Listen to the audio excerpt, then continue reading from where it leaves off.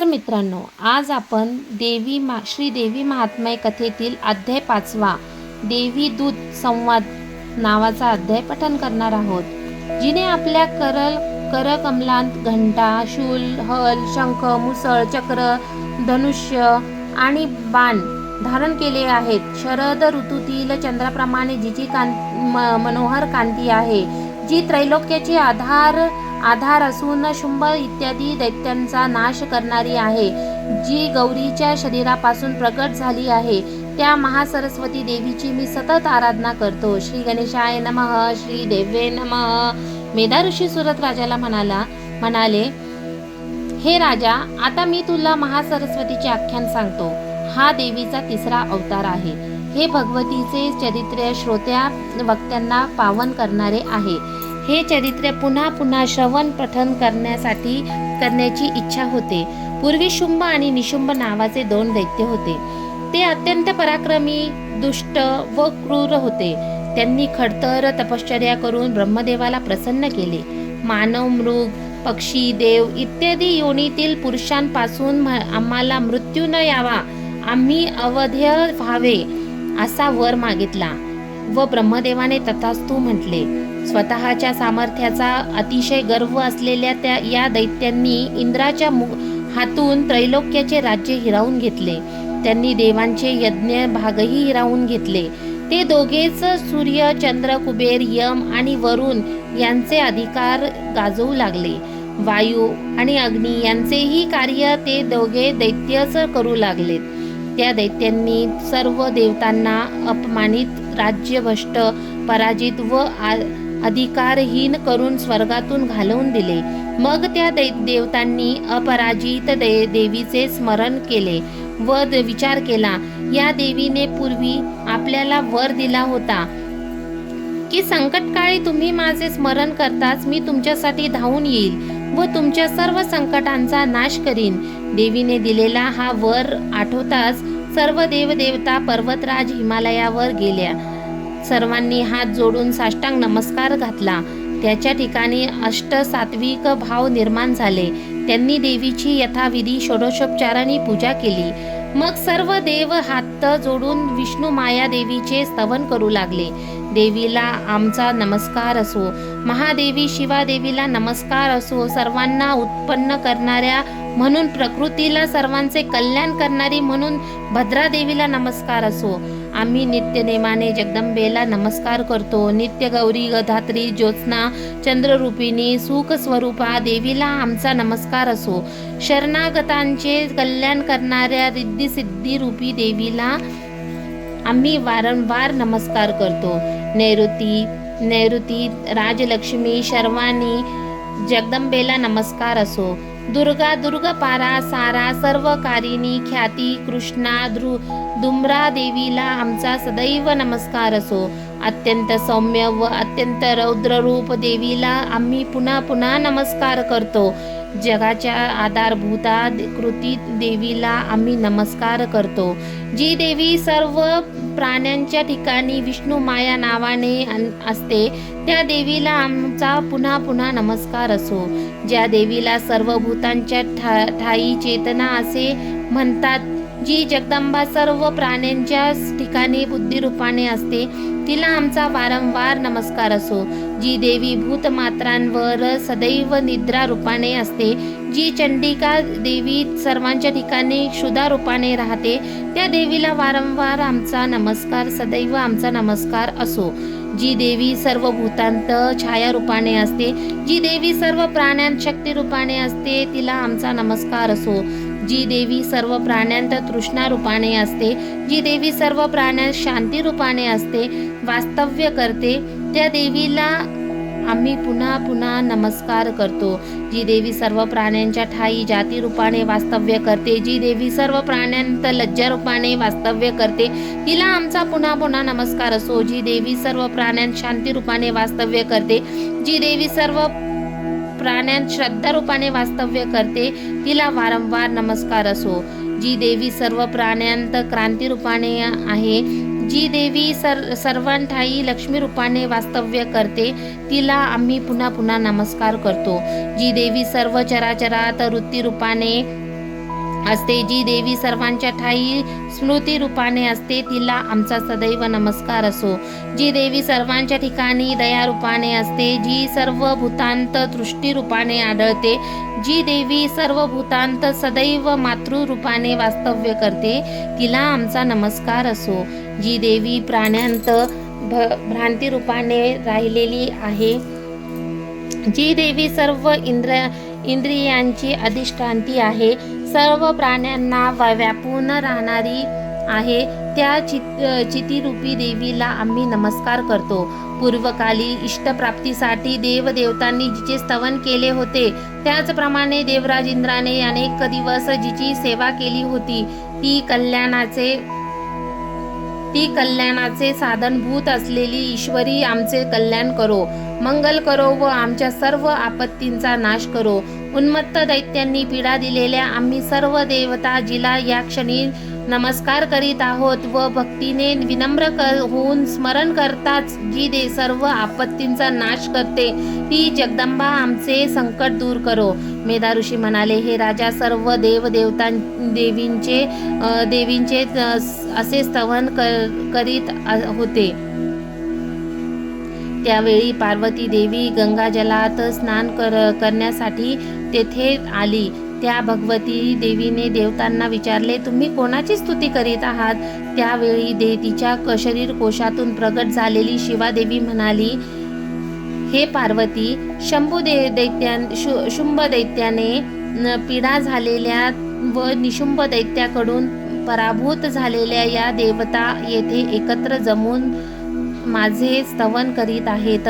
पार्वतीच्या शरीर कोशातून अंबिका प्रगट झाली, म्हणून तिला जगात कौशिकी असे म्हणतात. कौशिकी प्रकट होताच पार्वतीचे शरीर काळ्या रंगाचे झाले, म्हणून हिमालयावर राहणारी ती कालिका देवी या नावाने प्रसिद्ध झाली. मग महासरस्वतीने दिव्य रूप धारण केले. तिच्यासारखी सुंदर स्त्री अवघ्या त्रैलोक्यात दुसरी नव्हती. ती रतीपेक्षाही कोटी गुणांनी अधिक सुंदर होती. त्याच वेळी शुंभ निशुंभाचे सेवक चंडमुंड दैत्य तेथे आले. अत्यंत सुंदर रूप धारण केलेल्या अंबिका देवीला पाहताच ते शुंभ दैत्याकडे गेले आणि त्याला म्हणाले, महाराज, आम्ही अत्यंत सौंदर्य संपन्न स्त्री रत्न पाहिले आहे. मदनालाही मोह पाडील अशी ती आहे. ती आपल्या दिव्य कांतीने हिमालयाला प्रकाशित करीत आहे. अशी सुंदर आजपर्यंत कोणीही कुठेही पाहिली नसेल.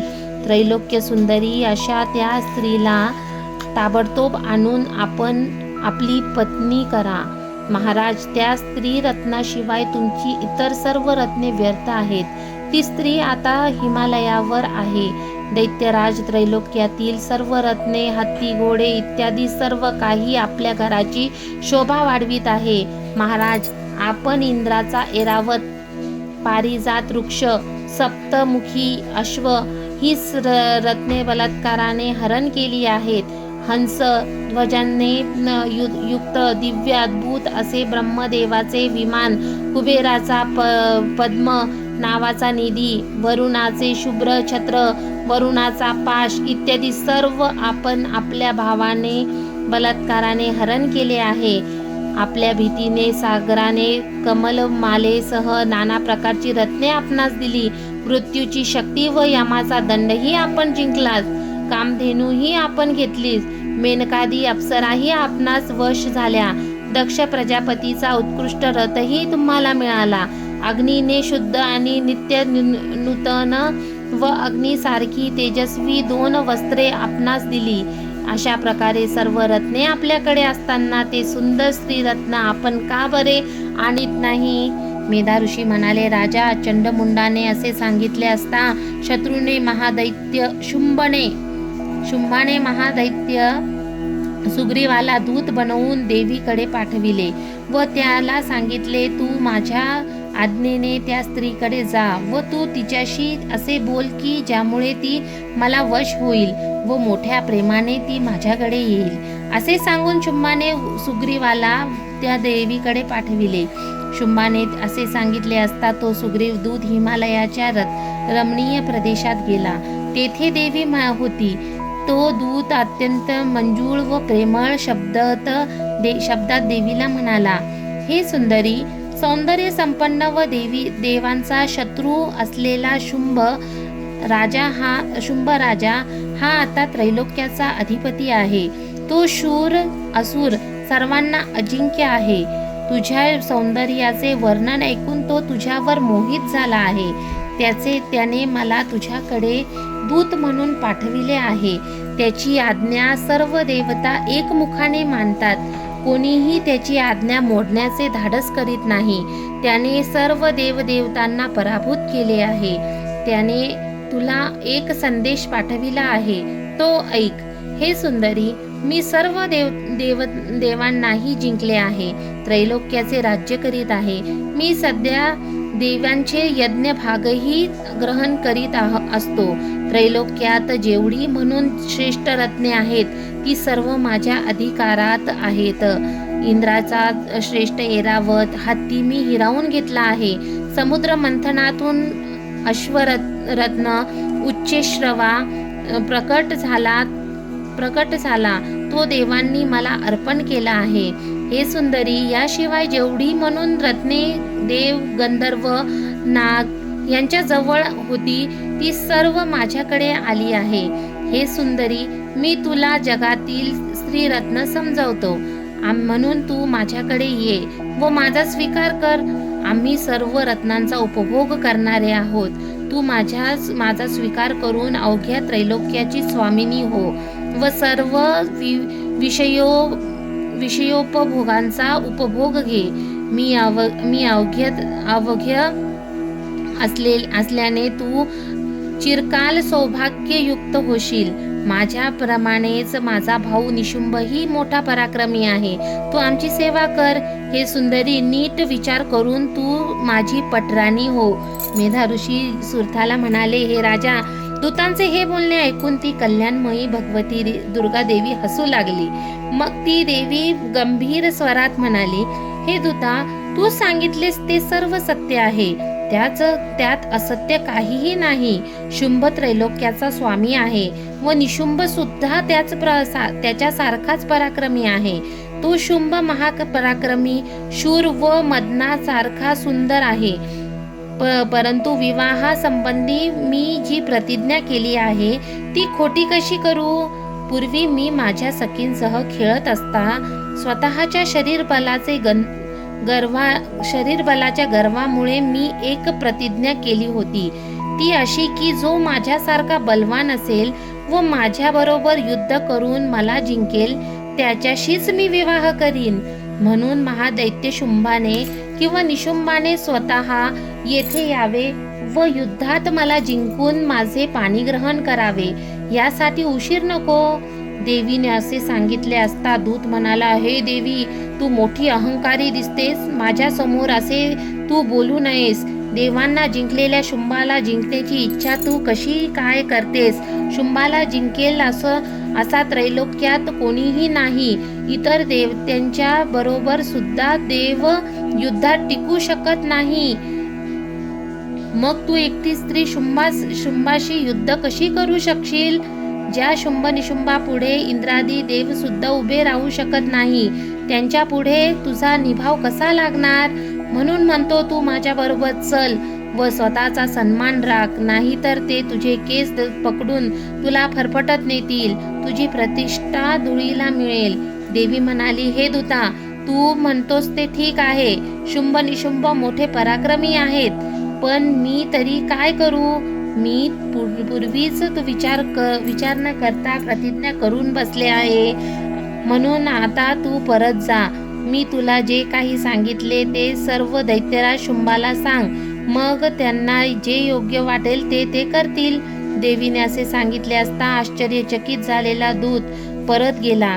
श्रोते हो, आता पुढील अध्यायाच्या श्रवण पठणाने पुत्र, दारा, धनादीची प्राप्ती होते. विद्यार्थ्यांना विद्या, आरोग्य प्राप्ती होते.